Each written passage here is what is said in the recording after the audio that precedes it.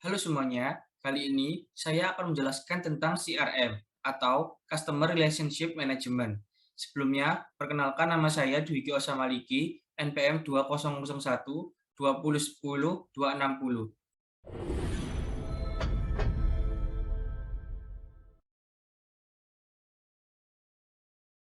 Welcome to Mobile Legends! Ya, pada kali ini ada 5 bahasan yang akan saya jelaskan. Yang pertama, pengertian CRM, kemudian yang kedua, tujuan CRM, yang ketiga, manfaat CRM, yang keempat, komponen CRM, yang kelima, tahapan CRM. Apa itu CRM? CRM atau Customer Relationship Management adalah sebuah pendekatan atau sistem yang mengelola hubungan antara pihak korporasi atau perusahaan dengan pelanggan pada level bisnis, sehingga dapat memaksimalkan komunikasi dan pemasaran melalui kontak dari user yang berbeda. Pendekatan jenis ini dapat memungkinkan untuk mempertahankan pelanggan dan memberikan nilai tambah kepada customer tersebut. CRM sendiri mengkombinasikan kebijakan, proses, dan strategi dalam satu kesatuan yang diimplementasikan dalam sebuah perusahaan. Kemudian ada tujuan CRM. Tujuan dari pembuatan sistem informasi berbasis CRM ini adalah sebagai berikut. Yang pertama, untuk meningkatkan keuntungan bagi sebuah perusahaan melalui terjalinnya hubungan yang baik antara korporasi dengan pihak pelanggan terkait. Kemudian yang kedua, menyediakan informasi yang lengkap mengenai data pelanggan untuk memaksimalkan hubungan antara pihak perusahaan dan pelanggan melalui penjualan secara upselling dan cross-selling. Kemudian yang ketiga, menggunakan informasi yang telah terintegrasi sehingga menghasilkan sistem pelayanan yang memuaskan. Kemudian yang keempat, menghasilkan konsistensi dalam pembuatan prosedur penyaluran jawaban kepada pelanggan. Kemudian selanjutnya, manfaat CRM. Manfaat CRM dalam pemasaran yaitu yang pertama, meningkatkan efisiensi dan efektivitas pengelolaan administrasi perusahaan dalam menjalin hubungan dengan para calon pelanggan. Dengan melakukan implementasi CRM, memungkinkan sebuah perusahaan untuk bisa melakukan administrasi hubungan dengan para konsumen atau pelanggan potensial dengan lebih rapi, hemat waktu, dan hemat biaya operasional. Contoh administrasi perusahaan ini seperti administrasi dokumen elektronis, penawaran penjualan, purchase order, invoice, dan lain sebagainya. Kemudian yang kedua, mempermudah pengelolaan dan meningkatkan kualitas komunikasi perusahaan dengan para calon pelanggan.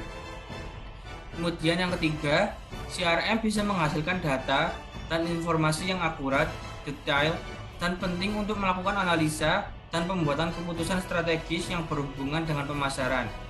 Kemudian yang keempat, dapat meningkatkan penjualan. Hubungan dan komunikasi yang terjalin dengan baik antara perusahaan dengan para calon pelanggan melalui bantuan CRM ini pada akhirnya akan mempermudah perusahaan untuk meningkatkan penjualan. Kemudian yang terakhir, meningkatkan loyalitas pelanggan. CRM juga mempermudah untuk mengenal secara detail dan menganalisis perilaku para pelanggan yang sudah ada. Hal ini akan sangat berguna bagi para marketing manager atau direktur marketing untuk melakukan kampanye pemasaran atau mengambil keputusan strategis dalam rangka meningkatkan loyalitas para pelanggan yang sudah ada. Kemudian ada komponen CRM. Yang pertama yaitu manajemen. Terkait dengan komponen manajemen, berfokus pada sistem pengelolaan dan peningkatan hubungan dengan pelanggan. Nantinya akan berdampak pada kemajuan perusahaan dalam meningkatkan pengembangan dari segi keunggulan yang kompetitif. Kemudian yang kedua ada hubungan atau relationship. Komponen yang berikutnya adalah hubungan, di mana sebuah perusahaan atau instansi tentunya membutuhkan komunikasi yang dilakukan secara dua arah. Tujuannya adalah untuk memberikan kepuasan kepada customer dalam jangka waktu yang panjang. Kemudian yang ketiga, pelanggan atau customer.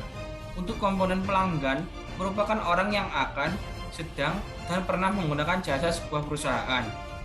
Baik itu dalam proses melihat, melakukan transaksi, maupun perbaikan atau maintenance. Kemudian ada tahapan CRM. Yang pertama, memperoleh pelanggan yang baru atau acquire.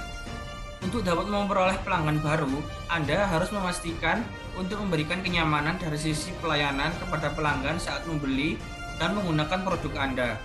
Kemudian, Anda juga dapat mempromosikan produk dengan memberikan kesan pertama yang baik kepada pelanggan. Nantinya, pelanggan akan lebih percaya terhadap perusahaan Anda. Kemudian yang kedua, menambah nilai dari pelanggan atau enhance. Terdapat dua cara dalam meningkatkan hubungan dengan pelanggan, yaitu dengan cara upselling dan cross-selling.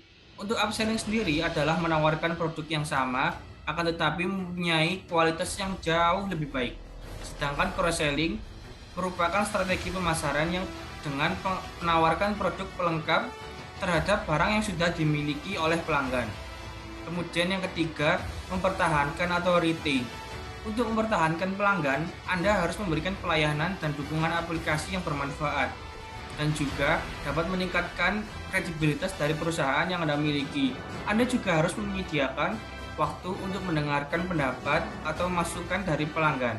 Sebagai contoh, melayani ketidakpuasan customer mengenai produk yang ditawarkan. Dengan begitu, perusahaan dapat melakukan evaluasi dan memperbaiki sistem layanan dan fitur aplikasi yang dimiliki. Sekian dari penjelasan saya, kurang lebihnya mohon maaf. Wassalamualaikum warahmatullahi wabarakatuh.